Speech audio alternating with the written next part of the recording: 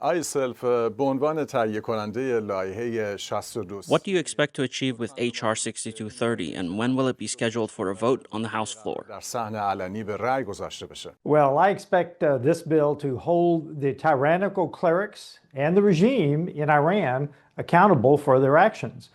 We have targeted individuals for actual actions that they have taken. That is what this bill does. And I will be pushing the leadership to get this to the floor of the House as soon as possible because of the almost unanimous vote that we had yesterday in the the House Foreign Affairs Committee. آیسلف لایحه 62 به طور خاص از روحانیون ایرانی H.R. 6230 specifically names Iranian clerics, including Abdulmajid Kharagani, who have publicly called for the assassination of American and Israeli leaders. What makes this legislation different from previous sanction bills? And why was it essential to identify these figures individually rather than through broader institutional designation? به نام مراکز و نهادهای تحت امر اونها اشاره کنید. It's absolutely essential that we start targeting individuals for the actions they take in their official capacity as a cleric in Iran.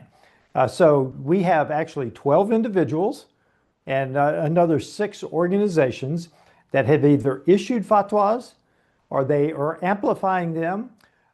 In Kargani's case, he has a website that supposedly has raised $20 million to activate the assassination attempt on either President Trump or Benjamin Netanyahu. این لایحه به نام قانون تحت The bill references specific incitements to violence by these named clerics. Can you describe the details of such incitements?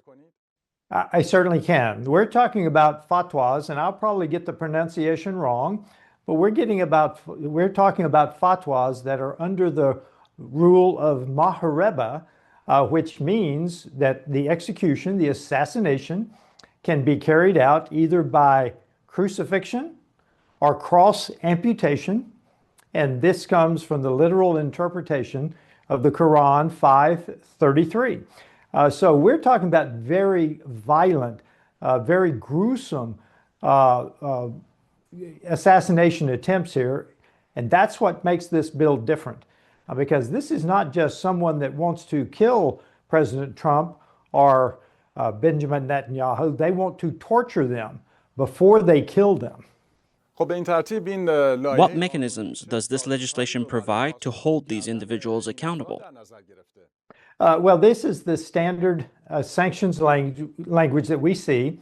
You can't transact business with them, can't own property, can't come to the United States. There's no visa allowed.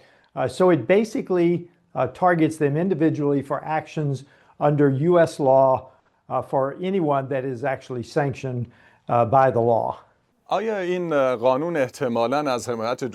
Has this legislation attracted bipartisan support in Congress? And if passed, what impact would these sanctions have? This is one of the really key points. We had almost unanimous support for this bill in the Foreign Affairs Committee. There were 2 Democrats that abstained, but no member of the Foreign Affairs Committee voted against this bill.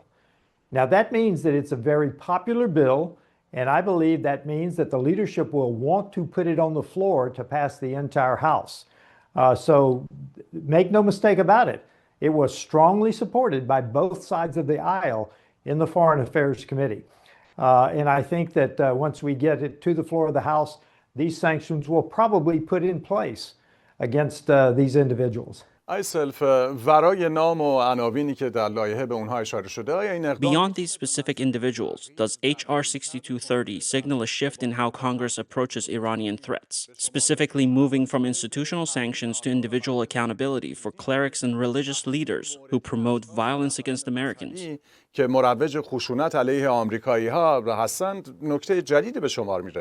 It does. It signals not only are we going to go after the individuals who make these horrendous, tyrannical fatwas, but it also signals to the Iranian clerics that we are not going to have Sharia in the United States. We're not going to accept Sharia as the dominant culture in the United States. We not only do not want them assassinating our president, We're not going to allow Sharia to take hold, to flourish in the United States. آی سلف همونطور که خب شما بهتر می‌دونید Congressman Castro offered an amendment to expand the scope of your legislation beyond President Trump and Prime Minister Netanyahu. What is your response? Will you join them to introduce another piece of legislation in that regard? Well, what his amendment did is it did not name the people that the fatwas name. And as I told him in the committee hearing, we're talking about fatwas that were against individuals. So we have to name the individuals that the fatwas targeted. Now, I'm perfectly willing to work with them, as I said in the committee hearing, to expand it. But we cannot do away with the names of the two national leaders, President Trump and Prime Minister Netanyahu, because those are who the fatwas themselves were issued against. خب پیام شما به میلیون‌های ایرانی What is your message to millions of Iranians watching this interview? Our message is that the tyrannical clerics that are in charge of Iran are doing to Iranian people, the good Iranian people, what they were trying to do to us, keeping them totally depressed, oppressed under the tyrannical rule of the clerics and the Ayatollah in Iran. Look, U.S. is not going to try to nation build in the Middle East anymore. What we do know is that the Iranian people will have to lead any charge, any change in the Iranian government. And I know that will take courage. And I just call upon the Iranian people to understand the severity of the situation in Iran today, which I know they do. Thank you, and I appreciate your time, Congressman Self.